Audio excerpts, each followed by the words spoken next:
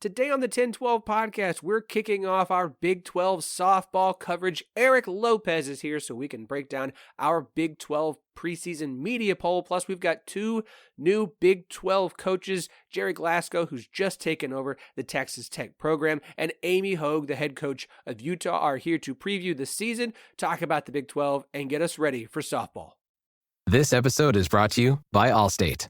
Some people just know they could save hundreds on car insurance by checking Allstate first. Like you know to check the date of the big game first before you accidentally buy tickets on your 20th wedding anniversary and have to spend the next 20 years of your marriage making up for it. Yeah, checking first is smart. So check Allstate first for a quote that could save you hundreds. You're in good hands with Allstate. Savings vary. Terms apply. Allstate Fire and Casualty Insurance Company and Affiliates. Northbrook, Illinois. Since you're new to H&R Block, we'll look at your returns from the last 3 years for any money your last guy might have missed for free. I could get money back from last year? You could. We'll find any mistakes. Could have really used that 2 years ago when I dated that mistake for 5 months. Don't leave money on the table. Switch to H&R Block and get a free second look review. Second look is included at no additional cost with the purchase of tax preparation. Results vary. All tax situations are different. Fees apply if you have us file an amended return.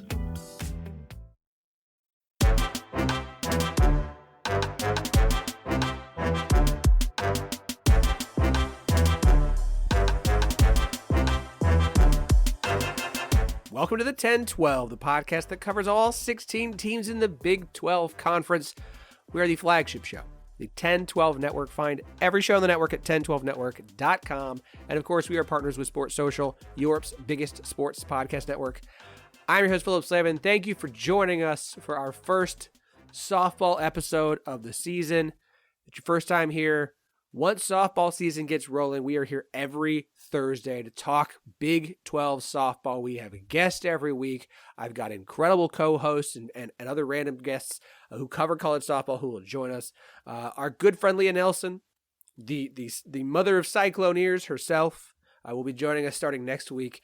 Joining me today, we've got two great interviews that are coming up. We've got Gerry Glasco, head coach of Texas Tech, and Amy Hogue, the head coach of Utah. But right now is a man you're going to hear a lot on this show throughout the season, and a lot just because he is the voice of UCF softball.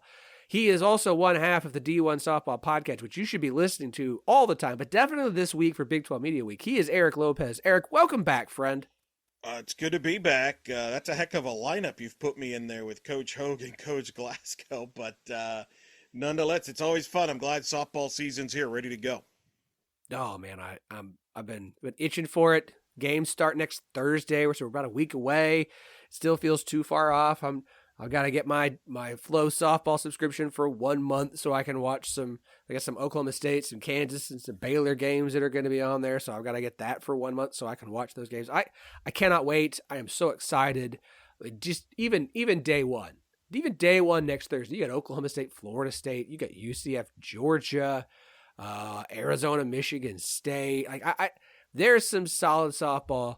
Just kicking things off out the Kansas, Clemson, out the gate, day one, next Thursday. I cannot wait.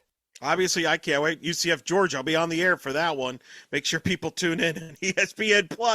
That's the third time in the last 4 seasons UCF and Georgia have played on opening night. Each game has come down to the last swing, so it should be another good one. 2 young teams, UCF and Georgia. But you're right, opening day does not get any better across the country. Oh, it's so good. It's so much fun. And it's all day long. Again, like OSU, Florida State is at 10 a.m. In Puerto Vallarta. Yeah, in Puerto Vallarta. Yeah. I misspoke. It's not even in this country. It's the continent this year. Big. So, again, we get my Flow softball. Going to start at 10 o'clock and that Thursday. I'm going to be distracted. Eric, we did something this year. We kind of did this last year, but we definitely went into it a little bit more this year. Of obviously, we get the coaches' polls that come out for softball, baseball, for the non-football sports. But with football, you get a media poll. You get media members who go to Big 12 Media Days who are able to take part in a big media poll. And so I wanted something like that for softball. Obviously, we have the coaches poll that's been out for a little while now, but I wanted to do a media poll. So I got together a collection of people who cover softball, follow softball, know about softball. Yourself, and me both were voters in this as well as our good friend Leah. Marshall Scott of Pistols Firing, Nate Slack, who covers BYU, our good friends at Scott and Holman Podcast, who of course cover Houston, Abby Fippen, who is working at the radio over there in Oklahoma, covering Oklahoma State, Jeremy Gillian of Tortillas and Takes, our Texas Tech show, Brady Vernon, who covers college softball over at Softball America, Stevie. There's no last name for Stevie, but Stevie does some absolutely awesome Twitter live spaces during the season. I've been able to hop in a few of those. It's a great collection of people there. Jenna Becerra, who works with you at D1 Softball, has covered Pac-12 for a very long time as a former Pac-12 softball player herself. And Kim Doss, who covers Arizona and Arizona women's sports a lot. So 12 different people voting in this media poll. We posted stuff up on social, but I wanted to kind of break this down with you and get your thoughts on the final poll as well as what you and I voted for. No big shocker, Oklahoma State number one in our media poll, just like they were, but in the coaches poll with 9 first place votes, Texas Tech got 3 of the 12 first place votes. They're the only ones with first place votes. I'm not at all shocked by this. Leah and Jeremy and Brady were the ones with Texas Tech as their first place picks. Everyone else had Oklahoma State. As I spoke to Gerry, to Coach Glasco, like, I still cannot believe the Big 12 was like, you know what we should do to open conference play? Have the 2 teams who were picked to finish 1-2 and fight for the conference play an opening weekend of Big 12 softball. In Lubbock.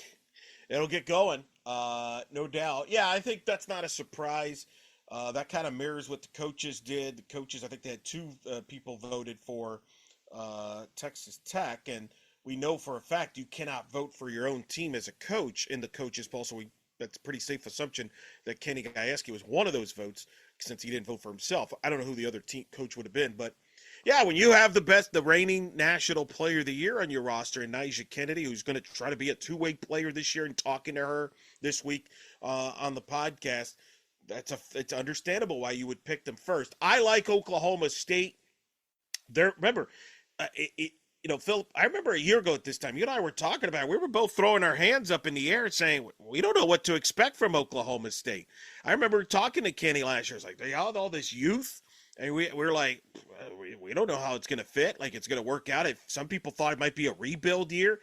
Turns out it wasn't. They were right there. They got back to the College World Series, led by Lexi Kilfoyle, who ended up winning Big 12 Pitcher of the Year, and by the way, is the number 1 overall pick in the Athletes Unlimited AUSL draft that took place on Wednesday night. So congrats to her. Things have been going well for her over the last 12 months. But to me, they're still the most complete team in the Big 12. Their offense, their entire infield returns. Carly Godwin is a name to watch. I think she's their best pure hitter. She's a superstar waiting to happen. Had a great freshman year last year. They've added Delgadillo from Cal State Fullerton, who's going to be a big boost in their offense and their outfield. They have added Ruby Malin and Crandall from Baylor, both Ruby Malin from Washington, Crandall from Baylor in their pitching staff. And I think if that clicks, I think they're still better than Texas Tech, which Gerry and I know you talked to Gerry. I spoke to Gerry last week, and they still got to figure out who they are. It's a lot of new faces. Yes, you've got Nyjah, but you've got what's behind her. Is it, does the offense fit? Even Gerry told me they're trying to figure out how to play in their home park, because sometimes the wind blows in, the wind blows out. So they got to figure out who they are and does the pieces fit. So it wouldn't surprise me if they take some lumps early in the year as they figure that out. I just think Oklahoma State, to me, is the team to beat. Yeah, no, like nine transfers in at Texas Tech. And obviously you've got quite a few who came from Louisiana, where Glasgow is the head coach. So they're familiar with him, but it's still so many new pieces to fit in and to make this complete picture. And so that we got to kind of see what they do. Oklahoma State's built the pedigree, the reputation. When you make it to the Women's College World Series in Oklahoma City 5 years in a row, you bring back as much as they did. Yes, they lost some key pieces, but they brought in a fantastic class. They brought in some good freshmen. Like, Oklahoma State's going to get the edge there. And that series, again, like, I cannot believe they scheduled it when they scheduled it. Absolutely wild to me. Arizona came in third in our poll. They were just about a consistent third. The only person who did not have them third was actually Nate Slack, who had Arizona second and Texas Tech third. But everybody else had Arizona number 3. Baylor was an absolute consensus number for no shock at the top 4 of OSU, Texas Tech, Arizona, Baylor. Those are the 4 teams that are ranked in every preseason poll in the top 25. Those are the teams who bring back or have the most talent on them. Those are the 4 teams that are all projected to make it to the postseason. Those are that's that grouping, and then there's a step back before we get to everybody else. I mean, we talk about this like a 2-horse race between Texas Tech and Oklahoma State, but that's still a good Baylor squad.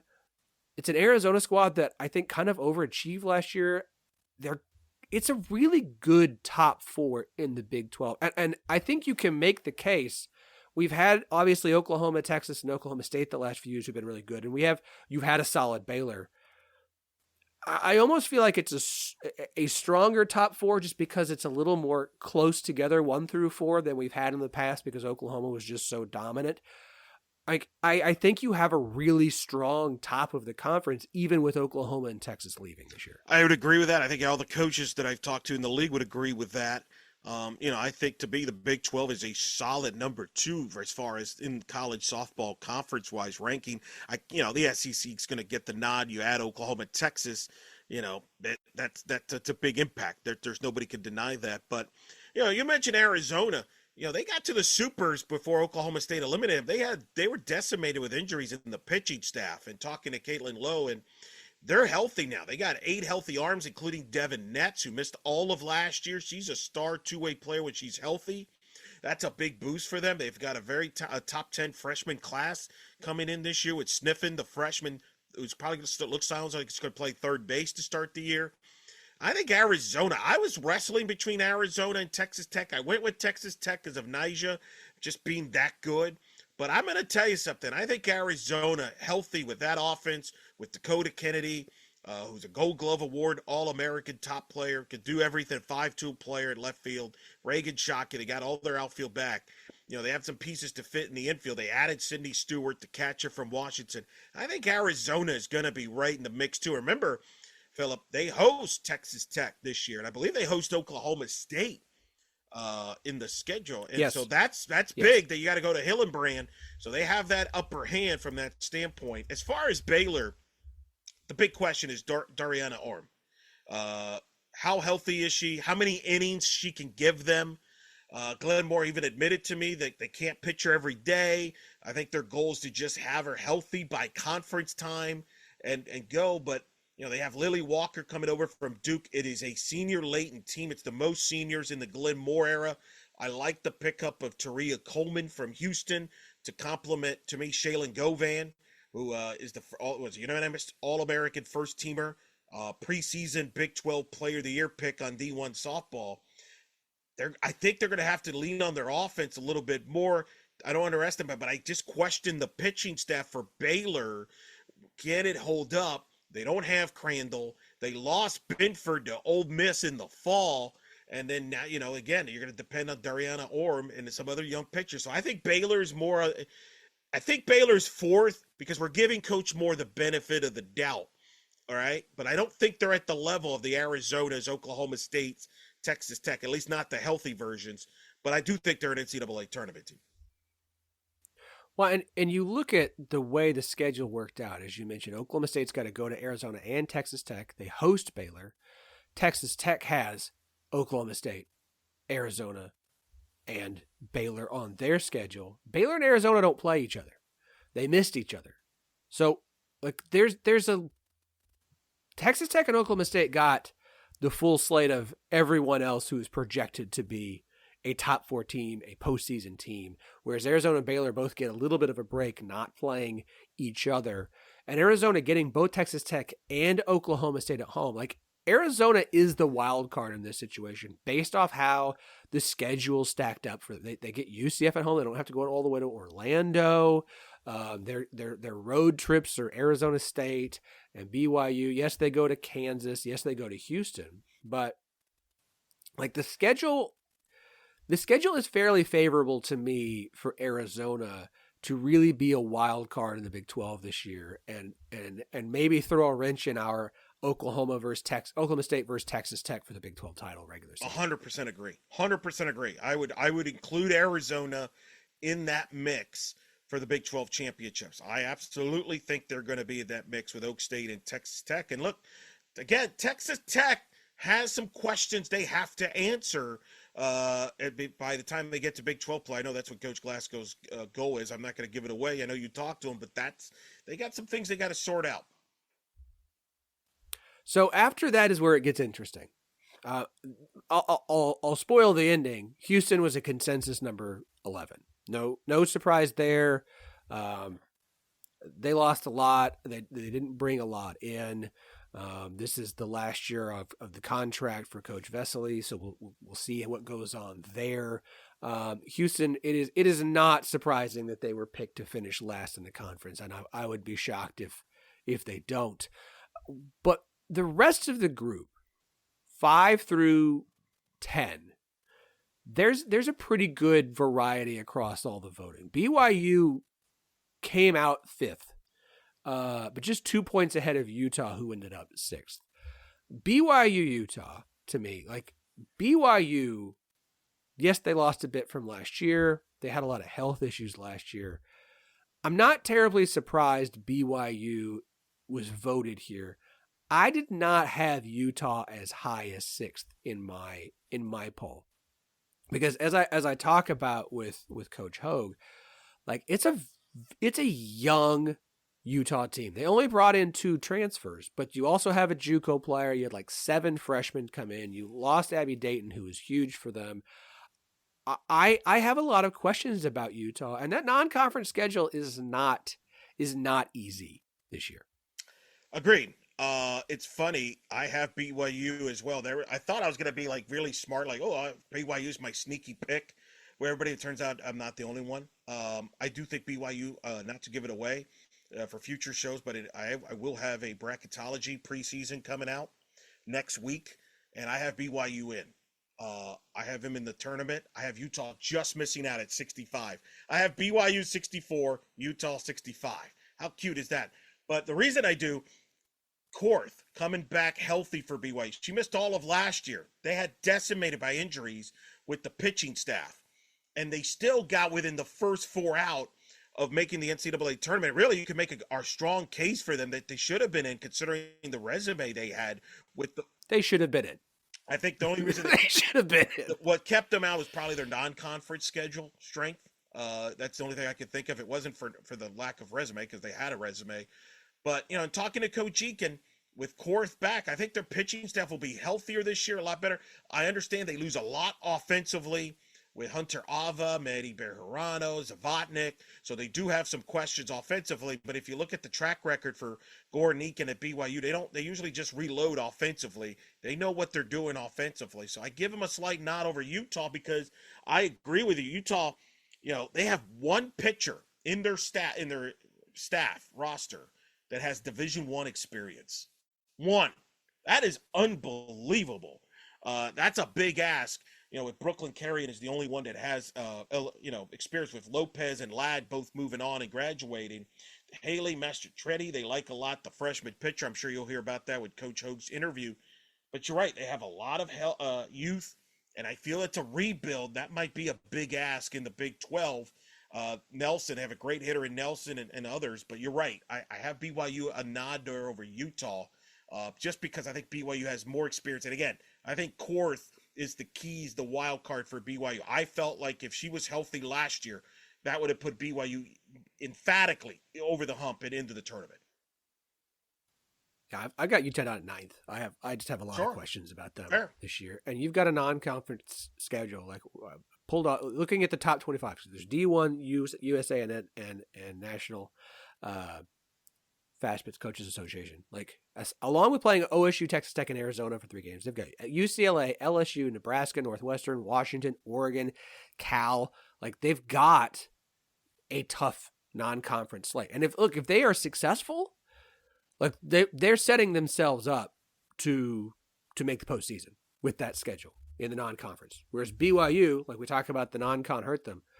They've got a game against Duke and a game against Washington. Now, maybe some of the other teams, end up being better once we actually start putting resumes together and looking at who they play. But BYU didn't exactly go out and schedule themselves a lot of opportunities this year, though they do get They get Baylor, Arizona, and Texas Tech in Big 12 play, so they've got opportunities in Big 12 play.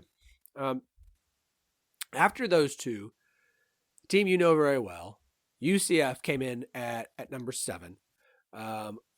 87 points. They were the highest anyone had them. You had them 5th. The lowest, I think, was a couple of votes at 9th by Aubin Phippen and Nate Slack, but pretty well mixed in there around that 6, 7, 8 range where most people had them. I had UCF at 8. And I had a hard time with that 8, 9, 10. As I mentioned, I had Utah at 9. Spoiler, I had Kansas at 10. And it's teams I looked at and said, you have having to replace so much off of last year's roster. You've got a lot of youth, not a lot out of the transfer portal to fill those up. So it's going to be a lot of, can these young players, can these new faces come in and develop and take a step forward to help you out? And so all 3 of those teams, UCF included, are ones that I don't know. I really don't know with them. And that youth movement, these are not programs that I say, yeah, no, look, they're young, but we've seen them, have young teams and pop right back up. It feels like rebuild years for, honestly, all 3 of them. It's fair. I think that's a fair point. That's why I'm not going to argue with anybody who were there, but they pick UCF. They were picked 7th by the coaches poll. You mentioned where you had them in. I do have them a little higher. Of course, I have the luxury of knowing that roster, seeing them in person. Will that make me look smart in 3 months or make me look dumb? We'll find out, right? Like, that's why they play the games.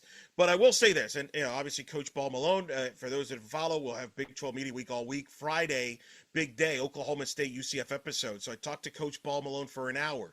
And one of the things she said, this freshman class they have in is a top 25 signing class. It's the 3rd straight top 25 class she has.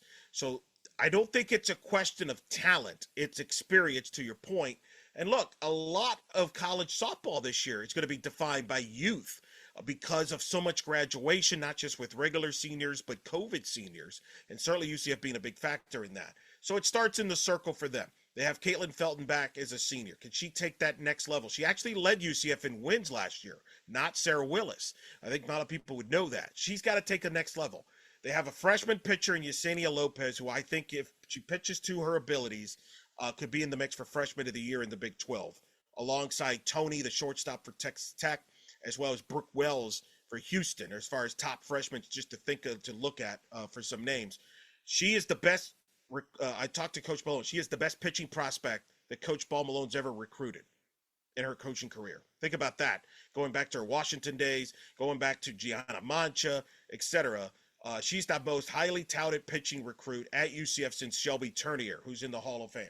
Can she deliver that type of year quickly? Now, all of a sudden, UCF may have a 1-2 punch to go along with Elena Elkins, who they added from Charlotte. Offensively, you're right. They're young. Would name to keep in mind, Sierra Humphreys, I think will take over for Jada Cody at third base. She's a sophomore. She was all Big 12 freshman. Her mom was a 3-time national champion at Arizona. So softball's been in that family's blood for a long time. I think she could be a breakout player for them. They're going to depend on Aubrey Evans to have a bounce-back year offensively in the infield. They got Stormy Kotzelnick, who they think will have a big senior year. Ashley Griffin, healthy, was part of the 22 team. They've got this freshman class they like. I think you'll see a lot of freshmen play for them. I think they will have some good nights up in where they'll be like, wow, they beat that team. They also might have some nights where you're like, wow, they lost to that team. Can they balance that out? Remains to be seen. I could see this team making the tournament. I could see this team being a rebound. You're absolutely right. What you said is accurate. I think the ceiling for them is probably that 4 or 5 range. You probably have them at the floor at 8, and it's going to come down to close games. They lost, with all that experience they had last year, they still lost 12 games last year by 2 runs or less. They were that close. But interestingly, Coach Ball Malone mentioned something to me in that podcast. She says, sometimes you're better off being young than experienced, because when you're experienced, you think of the negatives. What didn't work? When you fail, all the failures.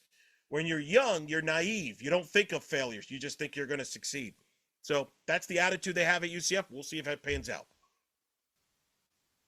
And Coach Malone, as always, didn't hold back on scheduling. Got along with playing Arizona, Baylor, and Oklahoma State 3 times, they've got Oklahoma, Florida twice, Florida State, Georgia, Missouri, Clemson, Liberty. So Missouri. It's a loaded schedule as always for UCF in the non-conference.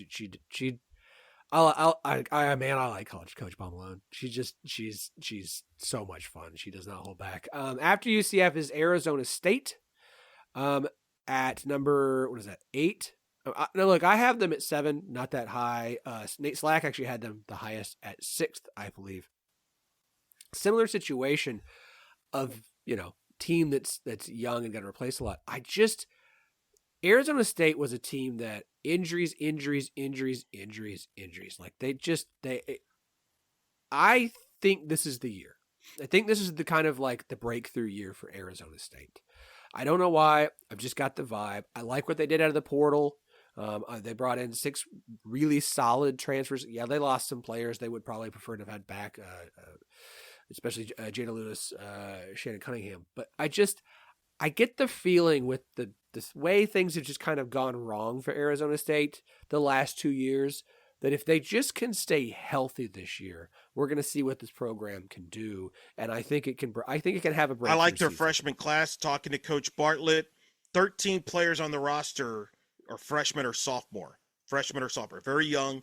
To me, Kenzie Brown, healthy this year, pitching wise. Again, pitching is all highlight. She was hurt last year. She's back. How healthy is she? Can she, they believe she could be an ace. They got a couple of freshman pitchers they like in Julian Tipton, and Cambry Krager, who her own pitching coach in travel ball was one Cat Osterman. So that's a pretty good company to have. They bring back Tanya Windle, who's an all-region performer, and then Kelsey Hall, who I recommend to you, Phillip. You need to get her on the show at some point this year. She's got media written all over her. That girl has got many stories and is not shy to talk. She is a pleasure to talk to. She is getting back healthy. She missed the Pac-12 tournament last year with an ACL injury, so she's coming back. If they can be healthy, I agree with you. They'll be a lot better than last year. I feel like they're a year away. They have a new hitting coach, Josh Bloomer, coming over from Arizona. Jimmy Kalitis getting out of D1's coaching. I don't disagree with you. If they're healthy, the key wild card is Kenzie Brown. Can they get consistent pitching out of her and those young freshmen? If they do, I agree, because I think they'll score runs, but can they get the pitching? And if they do, you'll be a prophet. If not, I think they're a year away. But I think they're heading in the right direction.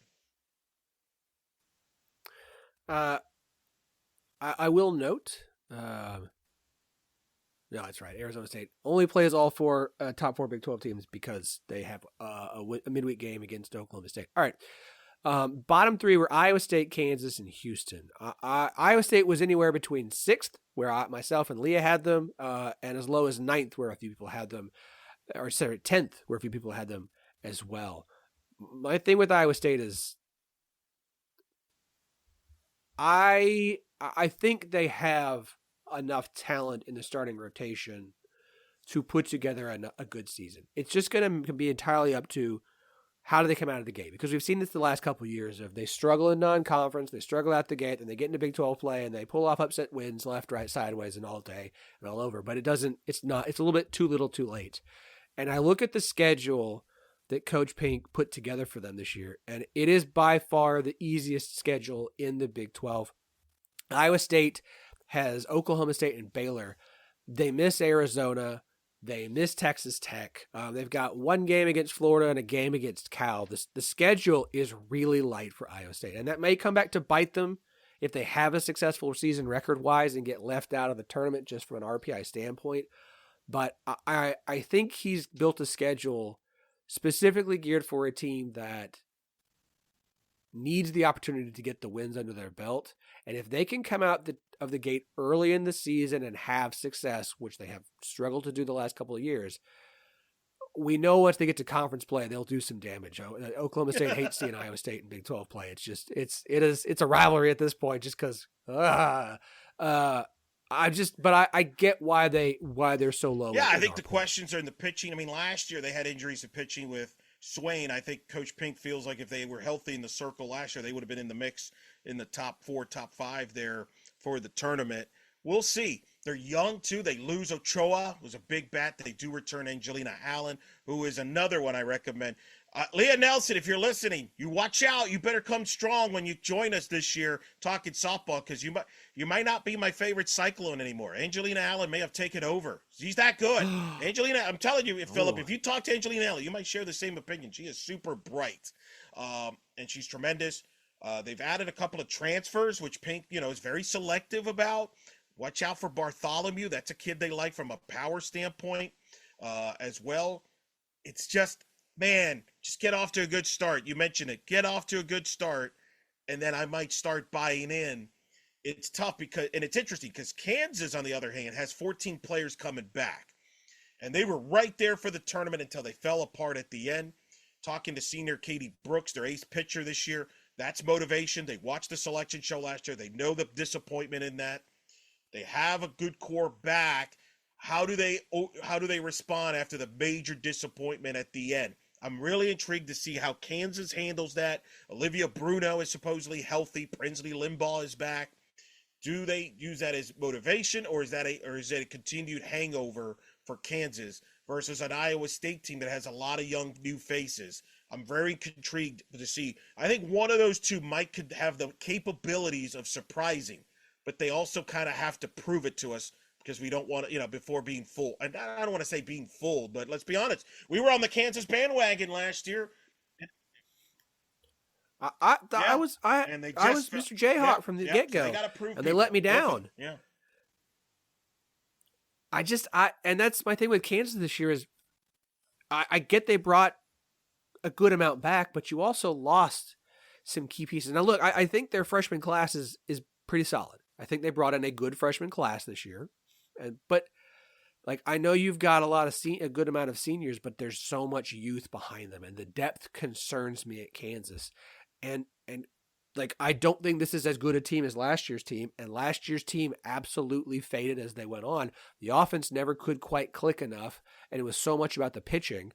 I just don't know with Kansas this year. I don't want to get fooled twice, and Kansas is one of two Big 12 teams, along with Houston, to have to play OSU, Texas Tech, Arizona, and Baylor all in conference play. Houston and Kansas are the two teams that had to get the draw if you have to play all four of them. That's going to be, if you get the wins, that's great. That's awesome. Those are some RPI boosters. But that's a tough draw for Kansas. They're definitely a tough draw for Houston. That is a tough draw for Kansas to have to play all four of those teams. And I don't remember where they play them. I'll pull up the schedule as we're talking, but to have all four of them. Well, they still got to play UCF at the end of the year. That won't be easy either, because I think UCF by then would know who they are in theory. You're right. You wonder if last year was their best shot. But that's the motivation. We'll see how they come out. But that's, to me, the Kansas Iowa State. What hurts them is this league is literally deeper.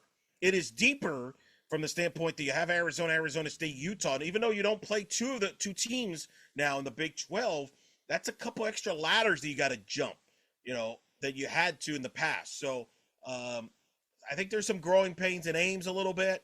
Although, again, with Angelina Allen, she'll set the tone offensively for them. Do they have enough around her will remain to be seen. And then Kansas, I can't disagree. I cannot disagree with anything you've said about Kansas. It's all fair. And I think that's why we all have them kind of low, because it's kind of a prove me situation there with both. I'll hand them this, though. You mentioned UCF to end the year. They get UCF at home. They get Oklahoma State at home. They get Arizona at home. They get Texas Tech at home. Of the top four, they only have to go to Baylor. And that's opening weekend. And we saw Kansas steal the series from Baylor last year when Kansas which Kansas team do we get? The one that swept Baylor? Because that's when everybody was like, whoa, this could be a tournament team. Or is it the one that got absolutely annihilated by BYU at the end of the year and ran into a red-hot BYU team? That's the big question, and it's going to be up to the Katie Brooks of the world, the senior, who takes over for Casey Hamilton as the ace. He was a preseason All Big 12 selection. They've got Bruno. Ludwig is healthy pitching-wise. I do like some of their arms. They're going to have to win with arms. I don't know if they can outscore some of the teams in the Big 12. They're going to have to win with pitching. We'll see. Remains to be seen. Eric, it's a pleasure to have you on. I cannot wait for the season, as I've mentioned, and how many times we're going to sit here and talk about Big 12 softball. Your Big 12 Media Weeks, and shout out to the Big 12 Conference for being as supportive and helpful in getting that done as they have been. But you've got every head coach, a player from every team all week long on In the Circle. If y'all are softball fans, and if you're listening to this episode, you listen to the show, you need to go. Even if you just want to listen to the episode about your team, go In the Circle podcast. Eric does a great job. It is worth a listen, especially during the season. You and Victor do such incredible work, man. It is an honor and a privilege to have you back here. I look forward to be on. I'm just glad I still have a voice after doing all those episodes with the Big 12 coaches and players. But look, the league is awesome. It should be an exciting year, a great journey to Oklahoma City. Make sure everybody check out In the Circle. In the Circle SB on social media. Check out D1 Softball. We have Nyjah Kennedy was on the Texas Tech episode. We did get her. We had interesting things to say about being a two-way player. And then we got a lot of everybody else. We got Oklahoma State still to come on Friday. Carly Godwin will be on there with Katie Gajewski. UCF will be on there. Everybody from the Big 12 will be on. But always a pleasure, Phillip. Can't wait to talk to you and Leah in no time, man. This episode is brought to you by Love Hurts. Kiwi Kwan has had quite a career, from childhood roles in Indiana Jones and the Temple of Doom and The Goonies to a recent Academy Award win for Everything Everywhere All at Once. But now Ki finally stars as a leading man in the film Love Hurts. Love Hurts is the perfect date night movie with its mix of over-the-top action, comedy, and a ton of heart. Love Hurts, only at theaters February 7th. Softball season is almost here, and I can feel it in my bones, and I am excited. I cannot wait. It can't be here soon enough, and I'm very excited to be joined today by the new head coach of the Texas Tech Red Raiders, Gerry Glasco, joining us here on the 10-12 podcast. Coach, welcome to the show. Thank you. It is you are. I think your hiring at Texas Tech was one of the biggest storylines of the offseason. It was a bit of a shock to see someone who's been around the sport as long as you have, with the recognition you have, with the success that you have had, choosing to go to a place like Texas Tech, who I think there is an argument of kind of sleeping giant potential because of what we believe they have, from the ability to spend, being in the state of Texas where there's plenty of talent. What was it about Texas Tech that made you go, this is the job that I am ready and willing to leave a great place like Louisiana for? It was a lot of different things. I think Louisiana was phenomenal. It was a phenomenal opportunity for me to get my first head coaching job and to be a coach at a prestigious softball program like Louisiana's been, with the success they've had over the years and the great coaches they've had with Yvette Girard and Michael O'Teague, and just to continue to the challenge there was to try to continue the success that they've had. And I think the biggest appeal for me at Texas Tech was I wanted to leave a mark. I wanted to prove that I could build a program too, and I wanted the challenge of trying to build a program that maybe wasn't known as a traditional softball powerhouse, and what would happen if I took that job. And that was one of the things that really intrigued me about Texas Tech. I loved the area out here. I spent a lot of time out here in my youth in West Texas, and I always loved the West Texas landscape. There's tremendous hunting. The people are really friendly. It's just a great area. So that was also a factor, just a chance to go back out there to an area that I loved from the personal standpoint, away from softball. And then anytime you got an opportunity to coach in a state like Texas or Georgia, those are schools that have a lot of talent, states that have a lot of talent. And I knew that the recruiting base here in Texas has a lot of potential, and I think it's getting better and better and better. The softball in not only Texas, but the Midwest and Oklahoma and the Mid-South down in around the area. So there's a lot of things that intrigue me, but mainly just a chance to leave my market somewhere maybe that, hadn't had that definition of a national powerhouse softball program like Louisiana was when I got there. How do you feel like, what steps have you taken so far to kind of make this program your own? Obviously, it has its own history and traditions and coaches who have come before you, but how do you feel like you've already begun to kind of put your stamp on what Texas Tech softball is going to be? Well, I think you got to go out and prove you can recruit. I mean, everything that happens in college softball, in any college sport actually, But in softball, it's you're gonna live and die off your recruiting.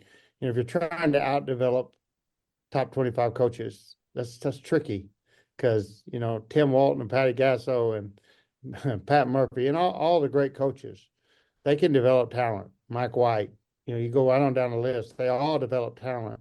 So if you're trying to outwork them or outcoach them, outdevelop them, that's tricky. I think you have to be able to recruit at that national level. And I thought it was very important that we come right in here immediately and make a statement that, hey, we're here to play ball and we're here to compete, not just be good. We're here to be really good. We're here to be great and make a statement with our recruiting. And so I think that I'm happy with where we're at. I think we've done a pretty good job with that. And I think we definitely want to continue that over the next few years. And that'll be the key to the whole, at the end of the day, it'll be the key to the success or failure of the program will always be recruiting. I mean, I think say that you made a statement absolutely with obviously the entire transfer class that you brought in, as well as, I mean, you have some very talented freshmen coming in as well, a couple of top 100 recruits in the country. But I mean, look, we have to talk about the fact that the reigning national player of the year has gone from Stanford to Lubbock, Texas to play for Texas Tech, and Niger candidate. I mean, I can't think of a bigger statement to make in recruiting than getting the top pitcher in the country and arguably the top player in the country to come and lead your pitching staff. Yeah, I think it was a statement from our program and from our university and from our collective, our Matador Club. It just was a huge statement because it took the whole university to make that happen. Gerry Glasco had a part in it. I like to think. That I had a influence in her coming here, but the university was ready to make that step, and our athletic program was ready to make that step. And former alumni Tracy Sellers and her husband John were ready to make that commitment to the university to see our softball program step up and become really relevant. And it was a combination of a whole lot of things, and then beyond that, like just getting the campus ready, getting the field ready, our whole athletic department getting a visit ready. Our whole athletic department pitched in and did a tremendous job. We had, video production crews working to show her how we could help her. We had all kinds of things going on in regards to what we could do NLI wise, what we could do, from the business standpoint of the new side of softball, on the new side of college sports, where athletes can actually take advantage of their 4 years or 5 years of eligibility. And then we had little things like getting the grounds crew out here to make the field look great and clean it up in the middle of, you got minutes of July 20th. So it's time when normally college faculties and college workers are on vacation. And we're asking them to come out here in 110-degree heat and cut grass and work the field and redo everything. So I was just blown away by the support I had from the very minute I stepped on campus at Texas Tech, and really proud of the athletic department and the commitment they had to give me everything they had to help me in my beginning days. I mean, look, in this day and age, that stuff matters. Like, you've got to have from all the way at the top, all the way down, you've got to have connectivity and flow to get things to work right at any point in the process. And so it is good to hear that you have found that at Texas Tech. Not that you didn't have that at Louisiana. I'm not trying to say that, but did you found that at Texas Tech in support of softball, to know that all the way from the top down, they are there to help make sure that Texas Tech can have a nationally successful softball program. Because look, we'll talk more about Kennedy and the players in a minute. You look at this new Big 12 with Oklahoma and Texas leaving. Oklahoma State's a program that's made it to 5 consecutive Women's College World Series. Baylor has had pretty sustained success. Outside of that, it's been kind of up and down for this conference. The conference needs to replace Oklahoma and Texas. Obviously, you can't replace what Oklahoma and Texas are, especially not Oklahoma with Patty Gasso, but needs to find a way to continue to have programs rise up and become consistent contenders and teams we expect to see in the postseason. So to see the entire school and athletic department get behind that goal and really do what's necessary to get there is a huge thing, not just for Texas Tech, but I think the Big 12 conference as a whole. Yeah, I think it's a great conference, and it's going to be. I think change is sometimes good. Obviously, you great programs. You know, Coach Gasso is a legend in our sport.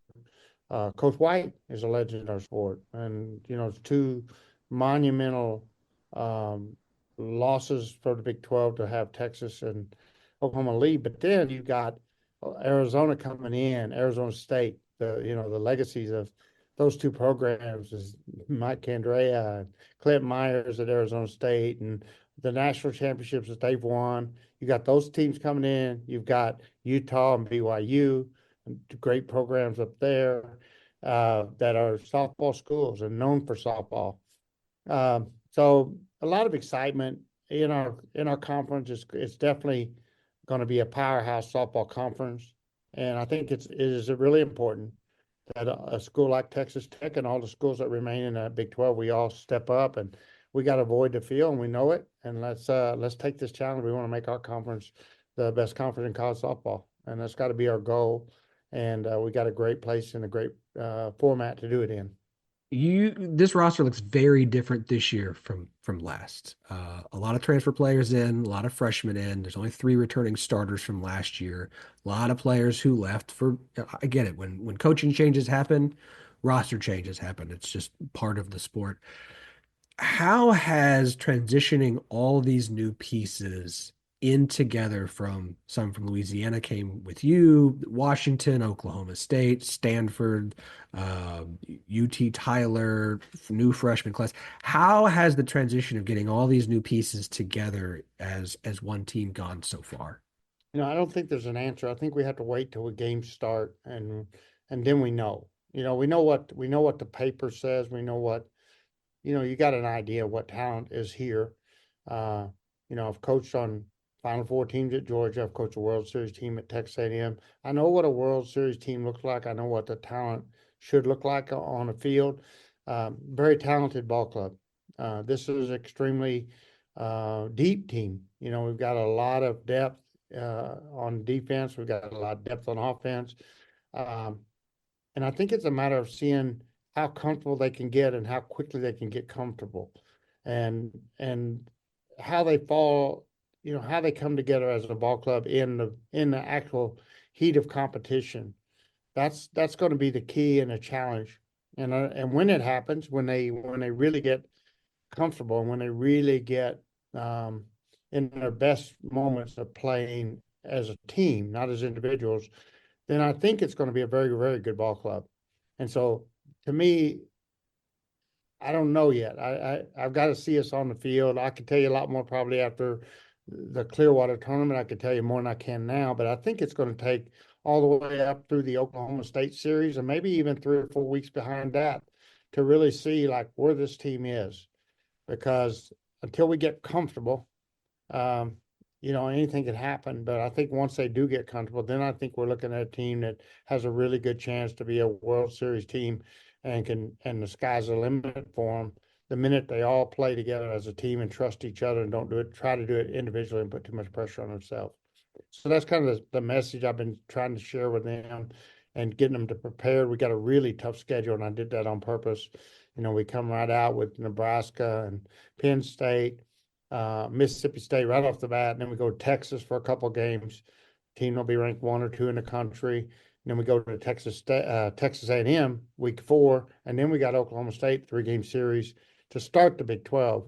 And so, the magnitude of those battles is going to be huge. And I think the fact that the Oklahoma State series was the first week of the Big 12 season, the 5th week of the season overall, dictated that I made the first 4 weekends brutal. And that's a gamble that I felt like I had to take. If Oklahoma State had been the 13th week of the season, then I would have played the first 4 weeks, probably a totally different scenario. But I think we have to go all in. We go out, we face the best teams in the country, and we try to get ready to come out and compete against a great coach, Kenny Gajewski, and his program in that 5th week of the season. Yeah, I gotta ask, because when the schedule came out and I saw that they had matched Oklahoma State and Texas Tech in week one of conference play, two teams that everyone kind of has circled as one of these teams is going to win the conference, that they did it in week one is a little bit wild to me. What was your reaction when you saw like, oh, okay, we have to start Big 12 play with Oklahoma State, not somebody else? You know, I really just, that's what it is. That's, you Yeah. take what you're given, you can't change it. And, you know, is it advantage, disadvantage? Because he'll have a lot of transfers in his program. He'll have some changes from last year. And so, you know, he's a veteran coach. He's dealt with that. And he'll be ready. He'll be ready week 5. And I hope that we are too. And so I just hope the series plays out to the expectation and that we see two top really, really good college softball teams battle it out on the field in those days and that we play. And, you know, there wasn't nothing we could do. Once it was on the schedule, it's on the schedule. And probably not, you know, I think if the Big 12 had to do over again, they wouldn't have that early. They would have that later in the year. It'd be normal, but the circumstances dictated this year the way it happens. And let's go with it. I mean, hey, look, the first half of your schedule, as you mentioned, Penn State, Nebraska, Mississippi State, 2 games against Texas, games against A&M, and then your first 3 weeks of conference play starting is Oklahoma State, Baylor, and then you've got 3 games at South Carolina. So yeah, you guys, this team's going to get thrown through the ringer early and get tested very quickly. Like it's a tough way to have to start the season, but it should be a lot of fun and a lot of great softball to watch from you guys down there in Lubbock. Yeah, it is. And, you know, at Louisiana, the one thing we always had to do because we were in the Sun Belt. And so we knew we had to play our RPI games the first 5 weeks of the season. We had to get out right off the bat and play the best teams in the country and try to leave a mark, you know, and get a program win that would help us, you know that we were in the NCAA tournament. Because in the Sun Belt, you don't get a lot of opportunity for wins that just automatically put you in the NCAA tournament. And you don't want to go into the Sun Belt knowing that you have to win the tournament. You don't want to have to win the Sun Belt tournament to get into the NCAA tournament. You want to have an at-large bid locked up before that Sun Belt tournament starts. The only way to do that was an early season rough schedule. So I'm used to that as a coach, and I'm used to playing really, really good teams. When you're in the Big 12 or you're in the SEC or in the Big 10, you don't have to do that. You can play a soft preseason schedule and run your win losses up and then know that you're going to get some RPI wins later on in the season. But I think in this case, it was more of a dictation of if we want to be ready to play Oklahoma State and if we want to be ready to play Baylor weeks 1 and 2, we need to get out and get our black eyes and bloody noses right off the bat so we learn how to fight together. And that's what's going to happen. I mean, it's not going to be all pretty early in the season for Texas Tech. It's going to be some losses that we all shake our head at, and there's going to be some games that we shake our head at. Hopefully games, not losses, but there's going to be performances where, you know, the kids are starting to get a feel for how to play together, and they got to go through that growth. And those moments of toughness is what's going to make us better later in the year. That's how I'm setting myself up as a coach to be ready to meet those challenges, and then we'll go from there. That mindset that you had at Louisiana that you're bringing to Texas Tech. Obviously, you've got 5 former Louisiana players who are joining you there in Lubbock, and you've got Canada who played at Stanford and has played some really tough stuff, especially in non-conference early on. How is that experience for them, having gone through some non-conference schedules like this? How valuable do you think that is for this team as they prepare to do something that Texas Tech doesn't typically do in non-con? Okay. You know, I think it's important. I think all these kids are veterans now. That's the one thing I like is that, you know, you're Lana Johnson from Washington, you're Nigel Kennedy, Kate Lott from Oklahoma State. They've all been through college seasons, and most of them are juniors or redshirt sophomores. So we aren't just a young ball club. We actually have, you know, we're new here at Texas Tech, but we're not we've got veteran leadership, and we've got kids that have been there and done that in a lot of different ways. So I think it's going to be an advantage for us, and I think that they'll respond to the tough challenges of the early season. And then we got a lot of freshmen, and they're really talented. And I think they're going to bring a lot of useful enthusiasm, and that'll also help. And I think those two things together and combining it all together will gives us a chance to have a really special season. How that special season will play out from start to finish, I'm not sure, but I just feel like at the end of the year, it's going to be a really special year for us. Coach, I appreciate your time today. This is not going to be the last time we have you on the show, as long as you're the head coach of Texas Tech. Good luck to your team this season. Welcome to the conference. We are thrilled to have you, and I cannot wait to see what your girls put out on the field this year. Thank you very much. I'm thrilled to be here and thrilled to be a part of the Big 12, and can't wait to go through and just get to see all these different universities and their campuses and their facilities. It's going to be an exciting year. They are one of the newest members of the Big 12 Conference, and I'm very excited to get to know this program a little bit better, especially as they are now going to be playing their 50th season as a softball program. Very excited to welcome for the first time here on the 10-12 podcast, Coach Amy Hogue of Utah. Coach, welcome to the show. Thanks, Phillip. I'm excited to be here. We've been doing this for a little while now. We've had the privilege of having, at this point, every Big 12 coach, except for all of the new ones. You're all going to get into the rotation. Don't worry.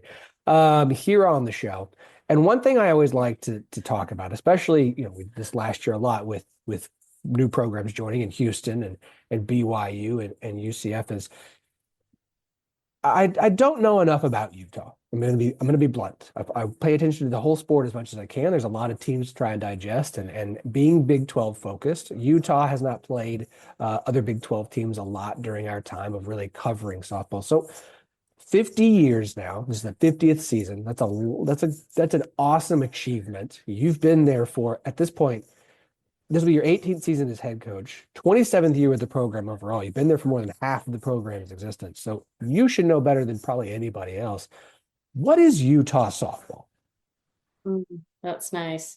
Well, I can't hide my age now, I guess, with all those numbers you just talked about, which is just fine. I am so proud to have been part of more than half of the seasons that have been played here at Utah. The established program that I got to walk into was amazing. And so we actually ran a 40th year reunion, obviously 10 years ago, and we're going to do one this fall, just to honor the history of this place and who was here when it started, because I wasn't. And the things that were done ahead of me just kind of set it up. I actually had no excuse to not come in here and win games and have women come in and enjoy their journey and find success on and off the field.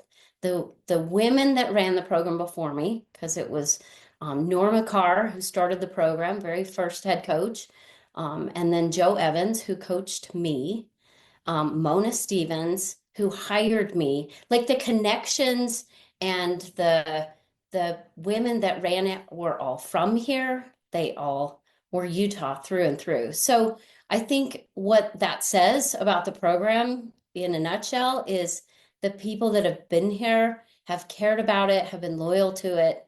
And it's really what makes it great, I think. It's like one big giant family. I'm always curious, when jobs open at colleges across any sport, there's always fans who want to bring home the favorite son or the favorite daughter that have that relationship, really know what this school is as something that some people view as a value. And sometimes that's great. Sometimes it doesn't indicate whether a coach is going to have success or not. But for you, as you sit here and talk about the essentially the connected tissue of this program through all of its different coaches and relationships, how has that benefited Utah as a softball program to you in your mind?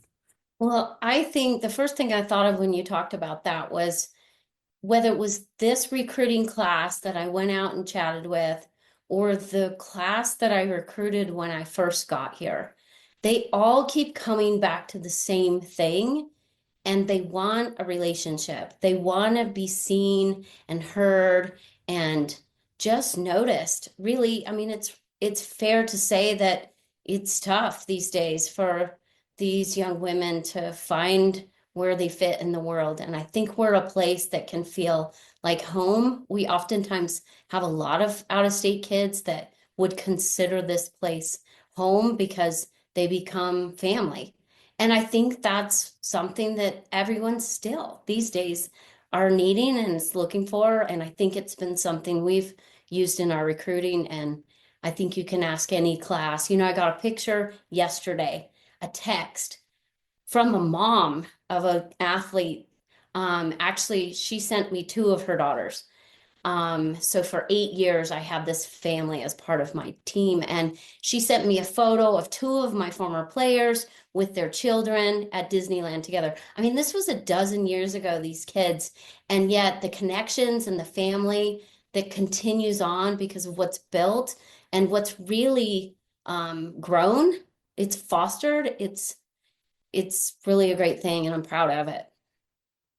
Awesome. Like, culture, I think, is a buzzword that gets used in sports a lot. Everyone's talking about their culture, and I think some places have a true culture, and some places just talk about it because it's the thing you talk about. And so, like, when I hear you describing this program, it does sound like you have a very set culture that has been established. I mean, obviously, it's going to change through the eras and through coaches and through players, but that culture of true family and connection, again, that connective tissue, seems like something that you guys really have there at Utah, which I think is something you can't fake, you can't make up, you can't come in and just try and say, this is what we're going to do. Like, it's something that's built over time, and when it's real, it is an incredible thing to be a part of.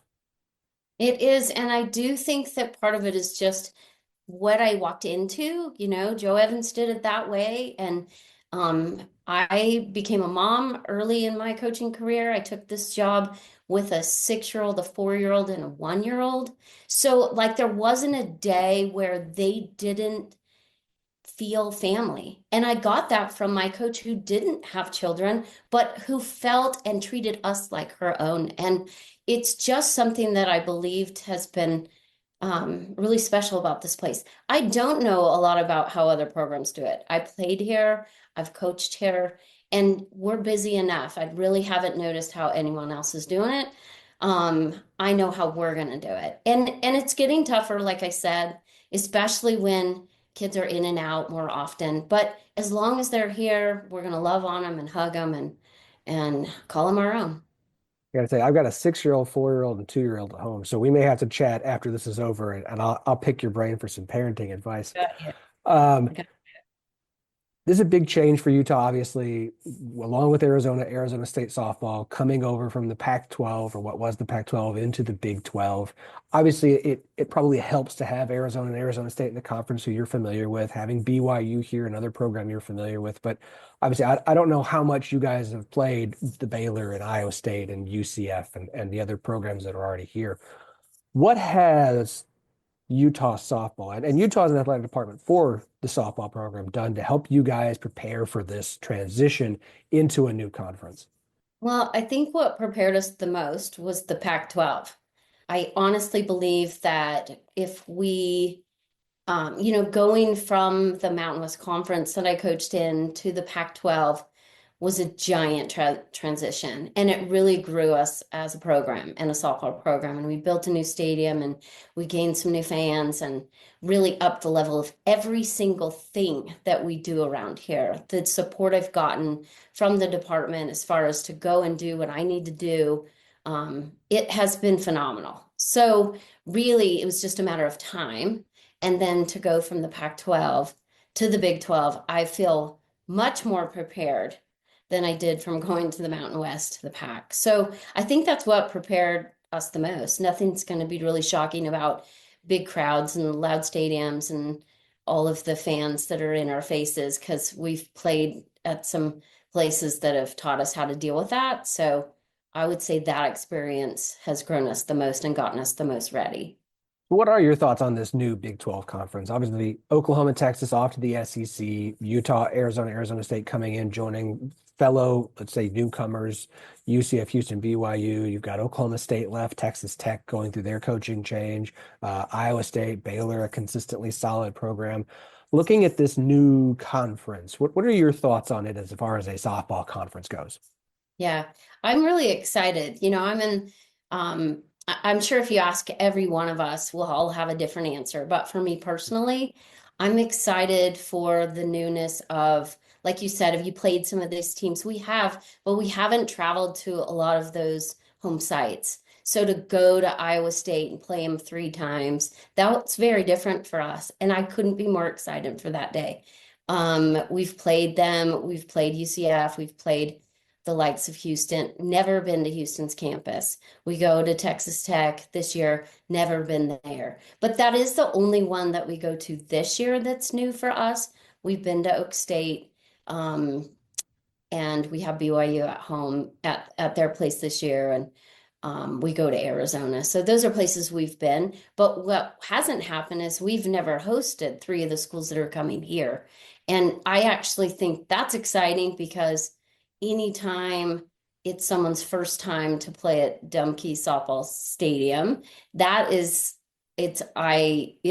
shocking. Baylor came here to play us for regionals, and I'm sure they would attest to it's a tough place to play. Yeah, I remember that was 2 years ago was the regional, because that's the year you guys made it all the way to Oklahoma City for the Women's College World Series. So that is very exciting. I am curious, now going through the coaching staff that you guys have now, your 3, I would say, lead assistants, Paige Parker, Courtney Martinez, and Kaija Gibson, all have experience in the Big 12 previously. Kaija had spent some time at UCF. Parker, of course, played for Oklahoma and then was spent there a year there as an assistant. And then Courtney Martinez spent 6 years at Iowa State.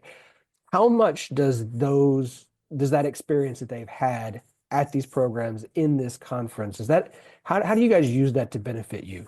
Yeah, it's helpful. I mean, I tease that the only thing I need from them is a map to get to Ames, but quite honestly, and know where to eat and all of that. But there's still people in those programs or coaches in those programs that those coaches of mine are familiar with, and that's always going to benefit you.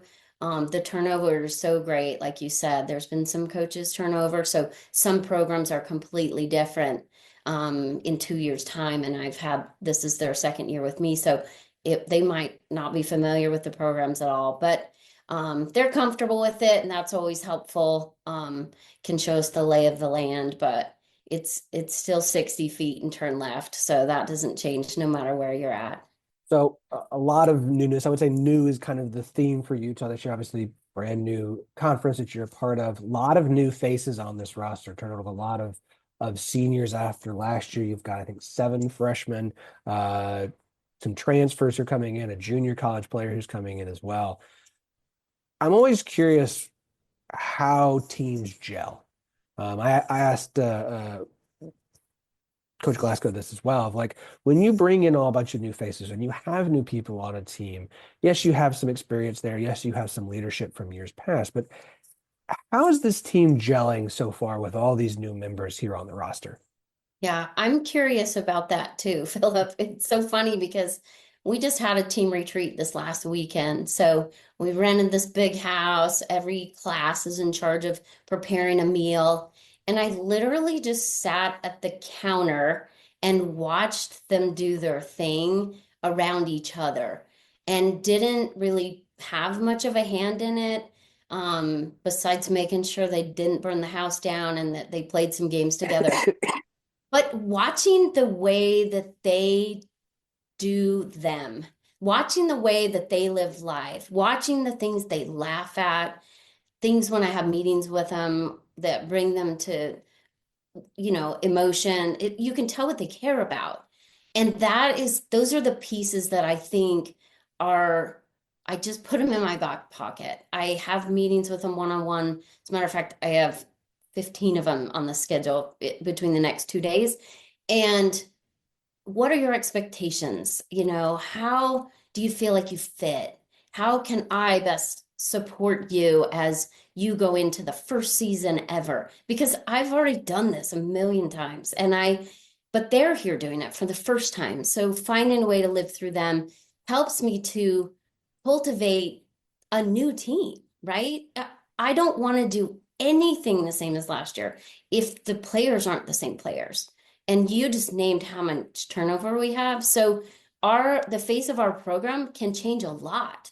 Now, the culture is still the culture, but I just told you that I care a lot about them, and how they tick, and let's make the program fit them, and you have those staple items that there's no gray area on, but mostly it's gray besides that. So what do you want to accomplish? Who are you as a group? And having meetings or get-togethers that can allow those things to kind of naturally, organically show up and then turn it into a team. I think it's why I've been the most proud of the way that this program finishes seasons. Sometimes we're slow to get going and it drives me crazy, and I think it's just going to be the worst year ever. And then I just see some of the things, the fruits of the labor, they just keep putting into each other. And as we travel and get to know each other more and more, we're playing our best ball. And it's happened a bunch for this program. And I think a lot of what I just talked about is why that happens. And so I get to be patient. This new group, we certainly don't know who we are yet. But it's helpful to get out and start playing games and start encouraging them that they can be the greatest team to ever be here. And then how that looks is really up to them. So I'm excited to see what they become. I'm really curious, just like you, to what that's going to look like this year. But don't judge us early, because we're not a team that you can ever turn your back on. Fair enough. No, look, teams are always evolving and changing year to year and even within a season, because how you start and how you finish, especially in softball with as many games as are played, this idea that you are who you are week one at the start of February are going to be the same team at the end of the year. It's just so far from the truth. The number of games and the length of the season help allow so much opportunity to me for change and growth and development. We see it in every sport, but I really think softball and any sport that has this number of games that you guys play, I think that really starts to show itself a lot. Looking at this team, obviously a lot of new faces, a lot of leadership has left. So who on this roster do you feel like has really stepped up to kind of take over those leadership roles, be it on the field or off the field, in helping get this team where it needs to be? Well, the last couple of years, we didn't have captains for the first time in our program's history, at least since I've been here, which again, those last couple of seasons, we had so many people leading that I actually thought it was going to limit, and they thought it was going to limit the freedom to have anybody lead at any time. So we just kind of put a kibosh on that. And this year we put it back in. Again, you got to get a pulse on your team and what they need. So we allow the team to vote for captains, and 3 rose to the top. And I love the choice that they made in their captains this year. Kendall Lundberg, who's a 4th-year senior catcher, lots of starts, really taking charge on and off the field of this is what it takes to be great, and showing us what that looks like and telling us. She's a big voice for us, not just a doer, but isn't someone that, lets us just kind of mope around. She's got a prod in us a little bit, which is useful with this team, because I think they're a pretty steady team and our pace is a little slow. Steady's good, but we're a little slow. So Kendall's been great. We have another senior, Shelby Ortiz. She's actually in her 5th year. She redshirted a year. And again, and 2 totally different types of players and different perspective on the game. She's played pretty much everywhere but pitch and catch. So with Kendall, she's kind of got the battery covered, and Shelby will play outfield, and she's a speed player and a slapper, and she also plays some first base. So we're really covering all the things between the 2 of them. And then Someone who hasn't had a lot of playing time, but I expect will play every day she's healthy in the infield for us is Haley White. And she goes by Whitey, and Whitey has been um, the most amazing backup to our, the last 2 seasons with so much success. If anyone got hurt in the infield, Haley White was ready. As a matter of fact, it's really hard to have her on the field every day because she was the most reliable backup I've had in the history of ever. And I don't like the fact that she's out there already because what happens if something happens to her? So, but she is the catch-all for pretty much everything. Really good at keeping us in order, and plays both second and third because she played backup so much for both spots that she's ready to go anywhere. So we'll bounce her back and forth, but she's a junior, so she'll help lead the team, hopefully for the next couple of years. I'm always curious on coaches' scheduling philosophy because I'm a I don't know why I'm a schedule nerd. Like when schedules drop, non-conference schedules drop, I'm just sitting here in every sport just poking through everything. Like, okay, what's this? What's this? I'm building out unnecessary Google sheets that I probably shouldn't spend time doing, but I'm gonna do them anyways. And going through what you have put together for this team, especially a team with as many new faces that's as young as it is. Outside of conference play, you've got games against UCLA, LSU, Nebraska, Northwestern, Cal, Washington, Oregon. Like this is not an easy slate of games in non-conference. I'm always curious coach's philosophy on putting together a non-conference schedule.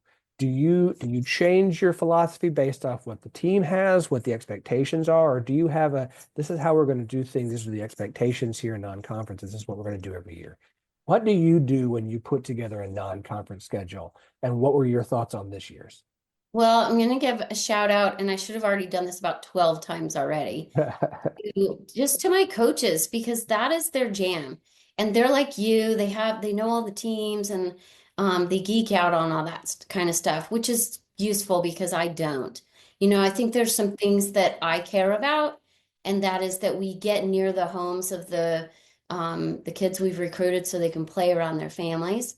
That matters to me a lot. I like the senior class to have some say on one of the tournaments that we go to so that they can help me pick somewhere they've never been. Those things matter to me. I obviously am in charge of the budget, so those things drive some of the things that I do, but that's kind of my lane for things. And then my staff is more intrigued in, all right, how does this play out? RPI, who we have coming in, who they're returning. They keep track of all of that way better than I do. I'm still stuck in, that Naja is playing for Stanford, so let's play Stanford in preseason, but instead she's playing for Texas Tech. So yeah, I'm not caught up at nearly as much as them, so I rely on them a lot. I do like to mix it up and go to new places.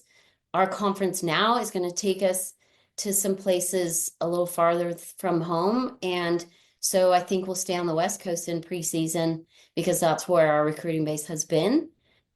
Whereas we used to flip that, where we used to play a lot of preseason in Florida and in Hawaii and some farther places, but we might stick a little closer to West Coast, knowing that the Big 12 is going to take us maybe to Florida and Iowa and Kansas and Texas. So those are my thoughts on it. I get bored if we go the same places, so I'm ready to go somewhere I've never been. So we haven't been to Fresno in who knows how long, so that was just random.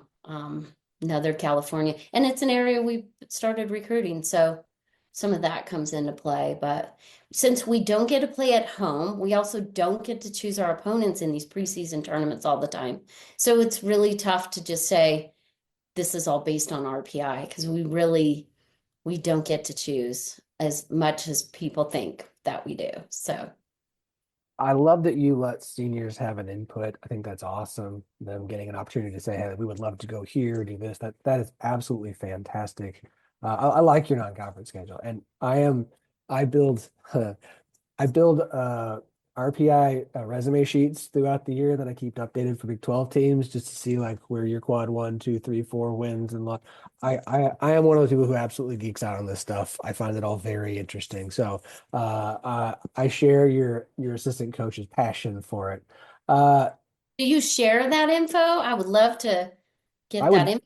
I would Because be then I can happy to. participate. I can look like I know what I'm saying. I'll steal your stuff and then I'll come into a meeting that I'll blow them away. They won't even know what hit them. I make those things readily available. I would be happy to share with you. Okay, Not a great. problem. Don't tell anyone. Lips are sealed. Okay. Promise. Your secret safe with me. Coach, I really appreciate you. Have been absolutely awesome today. I want to wrap on this. Obviously, you're excited for the season to start. Every season is new. What is something about this year that you maybe is different than years past that you're looking forward to, that you're excited about, or something that's just going to make this year unique to you? Well, obviously the Big 12, that's really unique. But really, I always think about my players when you ask a question like that, which I should. I have so many that have waited for their chance. And, we played a lot of the same kids for the last 2-3 years. And some kids have been waiting their turn. Even Kendall, who I just talked about, who hasn't played every day since early in her career. And I am so excited for some of those that have worked really hard for their opportunity to show that the investment that we had in them and the work that they've put in is paying off. And to watch them get their shot is great. I mean, the lineup is so new. I can't wait to introduce some of these players who I know really well to the world, who's never seen them, because we had the likes of Mariah Lopez and pitching and Allie Bellardi playing second. Like every day, these faces were there, and now nobody really knows who I've got. And I know who they are. I'm excited for them. They've earned some chances, and I have that box seat right there at third base, and I can't wait to watch them perform. It's my greatest joy. Coach, I'm thrilled to have you guys in the conference. I cannot wait to get my first real taste of Utah softball this season and really be able to opportunity to watch and learn about you guys as a program and see this team throughout the year. I cannot wait. The season could start today and it would still be too far off, but I'm ready to go. And I'm sure you and your players are feeling the same way. So good luck to you and your girls this year. Cannot wait to get you back on, get some of the players on, and just continue to familiarize ourselves and learn more about Utah softball. Great. I appreciate the time that you put into this and what you do for the sport that obviously we both love. So thank you for what you do. And go Utes.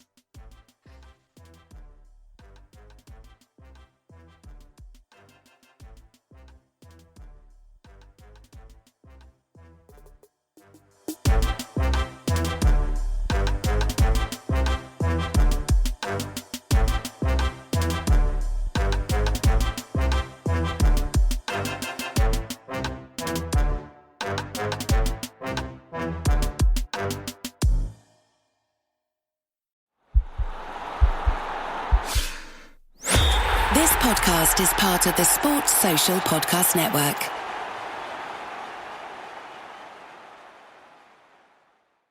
If you're a facilities manager at a university, you know students rely on the cafeteria for breakfast, lunch, dinner, and the occasional late-night snack. So when a dishwasher breaks down and dirty plates pile up, the mess hall can turn messy in the blink of an eye.